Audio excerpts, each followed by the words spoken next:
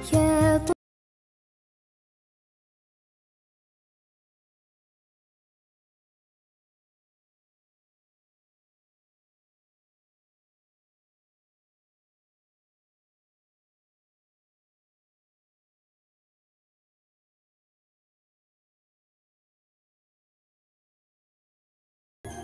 اشتقنا আসসালামু আলাইকুম সবাইকে ওয়েলকাম জানাচ্ছি আমার চ্যানেল রুমিজ ফ্যাশনেবল হাউসে। আমি ফারহানা ইয়াসমিন রুমি চলে আসলাম আপনাদের মাঝে আরেকটি নতুন ব্লগ নিয়ে। শুরুতেই দেখে নিয়েছেন আজকের ব্লগে কি থাকছে। তো আমি সৌদি থাকতে আমার এই স্পুন রেস্ট হোল্ডারটা ভেঙে ফেলছে মদিনা, তো ওইভাবে রেখে দিয়েছে আর একটু ময়লাও হয়ে যাচ্ছে, ধুয়ে দিব। তো তার আগ দিয়ে একটু চুলাগুলি মুছে নিচ্ছি। সকালে নাস্তার পরে আসলে আর রান্নাঘরে অনেকক্ষণ ঢুকি নাই, আর আজকে মদিনাও আসে নাই, যার কারণে সব কিছু ক্লিন করতে হবে। তো সব কিছু পরিষ্কার করে আর ওর জন্য যে প্লেট বাটিগুলো রেখে দিই আর কি বাসি, সেগুলি ও আসলে ধোয়। তো যেহেতু ও আসে নাই ওগুলিও ধুবো। তো পাশাপাশি চুলাটা আমি যখন ছিলাম না, সৌদি ছিলাম, তো দেখলাম যে একদম নোংরা হয়ে আছে। যে জিনিসগুলো উঠিয়ে যে ক্লিন করা, সেগুলি আর করে নাই ও। তো কী আর করা, নিজের কাজ নিজেকে করতে হবে। তো আমি এই যে উঠিয়ে ব্রাশ দিয়ে ভালো করে ঘষে মেজে নিয়েছি। তো আমার চুলাটা এমনি স্টেনলেস স্টিলের ভালোই। তো আমি ছিলাম না যে কয়দিন, ওই কয়েকদিন আসছিল, এখন আবার শুরু হয়েছে ওরা না আসা, এই আর কি। গতকালকে আমি এই মুরগির গোশতগুলো মেরিনেট করে রেখেছি। নর্মালি আমরা যেভাবে রান্না করি, এখানে মুরগির মাংসের মশলা, তারপরে গরম মশলা পাউডার, হলুদ মরিচ পাউডার, লবণ, আদা রসুন, তারপরে হচ্ছে সামান্য একটু তেল দিয়ে আমি মেরিনেট করে ফ্রিজে রেখে দিয়েছি। তো এখন এগুলিকে আমি একটু কড়াইতে ভালো করে ভুনে একবারে রাইস দিয়ে বিরিয়ানি রান্না করব। খুব সহজে রান্না করে ফেলছি, কারণ শরীরটা আজকে খুব খারাপ লাগতেছে। গত 2 দিন আমার আমারা বাসায় ছিল, মেহমান ছিল, একজনের পর একজন মেহমান আসতেছিল। তো যার কারণে আসলে মেহমানদারি করা, কথা বলা সব মিলিয়ে আর কি শরীর খারাপ লাগলেও সেটা আর শরীরে এফেক্ট করতে পারে নাই। এখন আজকে যেহেতু কেউ নাই, শরীরটা ভালোভাবে মানে ধরছে আর কি, শরীর ভালো লাগতেছে না, পুরো শরীর মনে হয় যে চিপাচ্ছে এরকম। তো যাই হোক, যেন সহজে হয়ে যায় আর একটা দিয়েই খাওয়া হয়ে যায়, এই জন্যই ভাবলাম যে যেহেতু মেরিনেট করে রেখেছি, আমি এমনি না রান্নার জন্য মুরগির গোশতগুলো মেরিনেট করে রেখেছিলাম, তো ভাবলাম যে একবারে রাইস দিয়ে রান্না করে ফেলি। এর জন্য আমি এখানে পোলাও চাউল ধুয়ে নিয়েছি 2.5 পটের মধ্যে, মানে 1 কেজি, হাফ কেজির থেকে একটু বেশি হবে, হাফ কেজির বেশি হবে আর কি।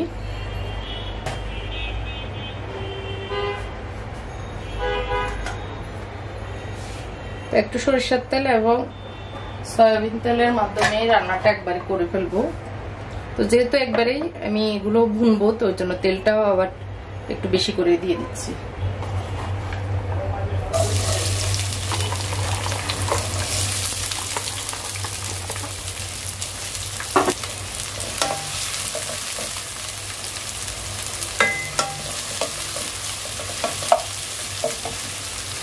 পেঁয়াজগুলোকে ভালো করে ভেজে নিব ব্রাউন কালার করে, তারপরে আমি চিকেনটা দিব।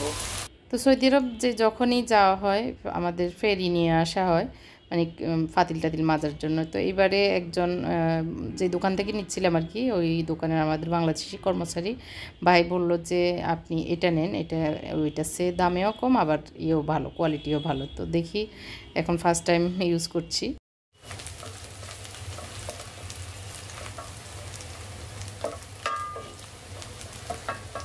পেঁয়াজগুলো ভাজা হয়ে গিয়েছে, এখন আমি চিকেনগুলো দিয়ে দিই। এই কয়েক পিস আমার জন্য রাখতেছি, যাতে আমি একটু ভেজে খাবো। আমি তো আবার বাংলাদেশে আসার পর থেকে একটু ডায়েট মেনুটা আবার কন্টিনিউ করতেছি।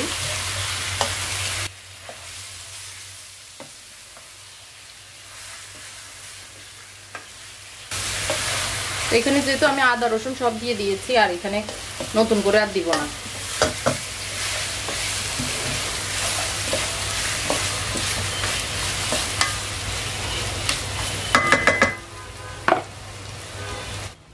তো তো ডাকনা দিয়ে এটা হতে থাকুক, ডিমই আছে, মোটামুটি ভাজা হোক, আর আমি পাশাপাশি এই দোয়া পাতলাগুলো করে নিই। তো যেহেতু এইগুলি করার কেউ নেই, পাশাপাশি আমি রান্নাঘরটাও গুছাবো, আবার রান্নাটাও করব। তো এটাই প্ল্যান সকালবেলার কাজের। তো দেখা যাক আজকে কি কি করছি। শুরুতে তো দেখে নিয়েছেন আমার আজকের ব্লগে কি থাকছে। যারা আমার চ্যানেলে নতুন এসেছেন, এখনও আপনারা যারা আমার চ্যানেলটিকে সাবস্ক্রাইব করেননি, তাদের প্রতি রিকোয়েস্ট থাকবে আমার চ্যানেলটি সাবস্ক্রাইব করে আমার পাশেই থাকবেন। এখানে লবণটা আমি একটু বাড়াই দিচ্ছি পোলাও চাউলের আন্দাজে, কারণ এখানে তো মুরগির আন্দাজে আমি লবণ দিয়েছিলাম। একদম ডিমে আছে, আর একটু হোক, এগুলো ভাজা হয়ে যাক একবারে 10 মিনিটের মতো। এগুলোকে এইভাবে আমি তেলে ভেজে নিব, তারপরে রাইস দিব।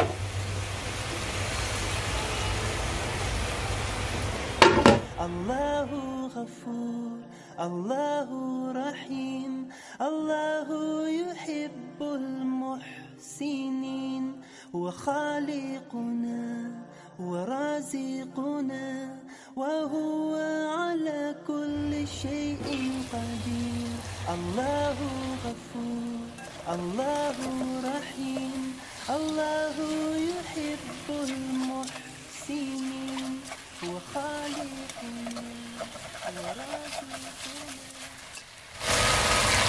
আমি এখানে দিয়ে দিচ্ছি এলাচ 2 টুকরো, দারচিনি 4টা, আর তেজপাতা 2-3টা। আস্তে একটু গরম মশলা দিয়ে দিয়েছি। আমার চিকেনগুলো মোটামুটি ভাজা হয়ে গিয়েছে, 10-15 মিনিটের মতো ভেজে নিয়েছি। এখন রাইসগুলো দিয়ে দিব। সুন্দর একটি কালার আসছে।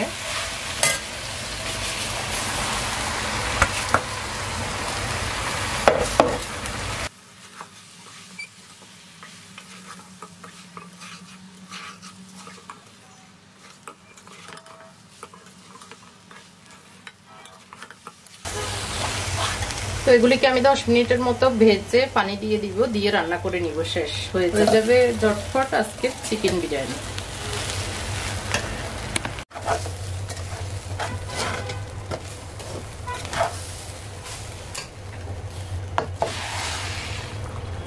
এই তো পরিমাণ মতো পানি দিয়ে ঢাকনা দিয়ে দিব। আমি এখানে আন্দাজ করে দিচ্ছি, মাপ দিয়ে দিই না আর কি। আমি 4 আঙ্গুল পরিমাপে পানি দিয়ে দিই, তাহলে হয়ে যায় আর কি।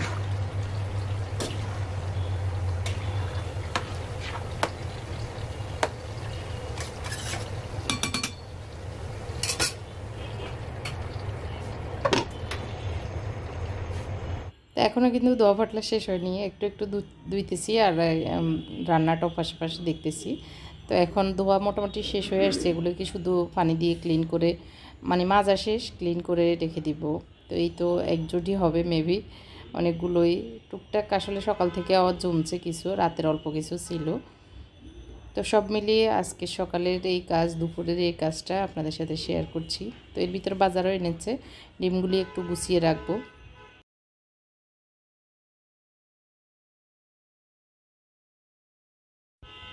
এই তো মোটামুটি সব ক্লিন করা শেষ, রান্নাও শেষ। তো এখন সাহেবের খিদে লেগেছে, একটু ওনাকে দিব। মুনতাসিরও বললো ওর খিদে লেগেছে, তো ওকে দিয়ে দিচ্ছি ওদেরকে আর কি। তো সুন্দরভাবে হয়ে গিয়েছে। আমি তাওয়া দিয়ে নিচে একটু চেক দিয়ে দিয়েছি। এখন একদম টাটকা গরম, খুবই টেস্ট হয়েছে, একদম মশলা টশলা সব মিলিয়ে আর কি, ভালোই লেগেছে। এখন ঠান্ডার সময় দুপুরবেলা গরম গরম এরকম এক প্লেট হলে সবারই ভালো লাগার কথা। তো আমি অনেকগুলো বেড়ে ফেলছি যদিও, কিন্তু সাহেব দেখলে অনেক বকা দিবে, উনি এত ভাত দেখতে পারেন না। তো ওইখান থেকে অর্ধেক করে ফেলতে বললো আর কি। তো আমি একটু বিকেলের টাইমে আর কি ডিমগুলো একটু ঢুকাবো আমার এই নতুন অর্গানাইজারটার ভিতরে। এটা আমার ইউজের জন্য রাখবো। তো আসলে ডিমের বক্স অনেক ধরনের, অনেক রকমের আছে, তো তার মধ্যে আমার কাছে মনে হচ্ছে যে এটাই বেস্ট আর কি। তো বক্স যেগুলি সেগুলি আমার কাছে মানে ফ্রিজে রাখার জন্য ঠিক আছে। আমি তো ফ্রিজে ডিম রাখি না কখনোই, কারণ হচ্ছে আমাদের খাওয়া হয়ে যায় 2-4 দিনের ভিতরে, মানে 1 সপ্তাহের ভিতরে খাওয়া হয়ে যায়। তো ডিম ওই 1 সপ্তাহের ভিতরে আসলে নষ্ট হয় না কখনোই।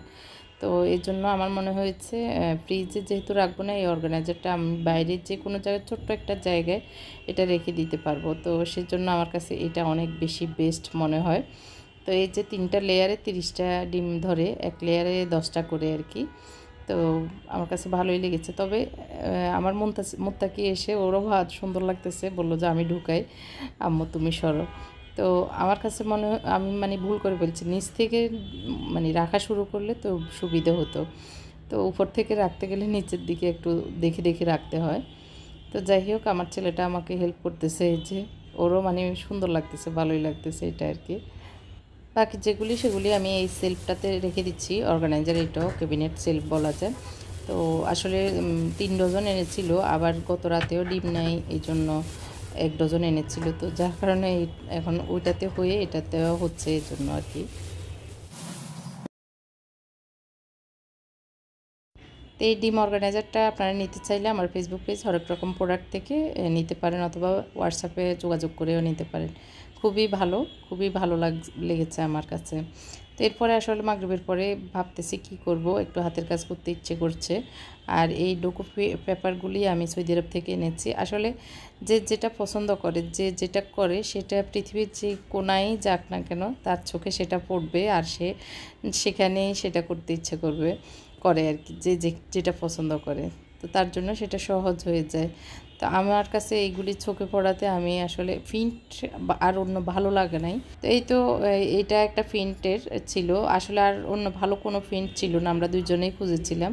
তো 3টে প্রিন্টই ভালো লেগেছে। এগুলো ডোকো পেপার, যে কোনো কিছুতে ঘাম দিয়ে লাগিয়ে দিলে এগুলি সুন্দরভাবে লেগে যায়, প্রিন্ট করা টিস্যু পেপারের মতো আর কি। তো আমি 3টে প্রিন্ট এনেছি, আপনাদের চাইলে আপনারা কেউ চাইলে নিতে পারেন আমার কাছ থেকে, খুবই ভালো, আমি করে দেখাবো। তো এটা একটা প্রিন্ট, এটা সুন্দর এই কালারগুলি। তো আমার কাছে ভালো লেগেছে। ডকুমেন্ট আমাদের দেশে পাওয়া যায় না, অন্যান্য দেশে কিন্তু এগুলি অ্যাভেলেবেল, আমাদের দেশে পাই না। তো আমি দেখে তো অস্থির হয়ে 3টা নিয়েছি, কিন্তু 3টা তো অনেক আছে। তো যাই হোক, এগুলো দিয়ে আমি ধীরে ধীরে আমি ডিআইওয়াই করব এবং আপনাদের সাথে শেয়ার করব। আর আপনারা যারা ডিআইওয়াই করতে পছন্দ করেন, এরকম পেপার খুঁজতেছেন আমার মতো, তারা আমার কাছ থেকে এই 3টে প্রিন্ট চাইলে যে কোনো একটা নিতে পারেন। তো এই যে এটা আলাদা করা যায়, মানে নিচের অংশটা, নিচের পেপারটা আলাদা করে উপরেরটাই লাগে আর কি, লাগানো যায়।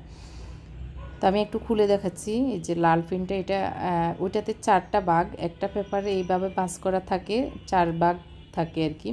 তো এটা পুরোটাই একটা প্রিন্ট। তো এইভাবেও লাগানো যায়, যে যেভাবে আসলে প্রিন্টগুলোকে সাজাতে পছন্দ করে সেভাবেই সাজাবে আর কি। তো এটা খুলে নেওয়ার পরে এত বড় হয়ে যায়, অনেক বড়।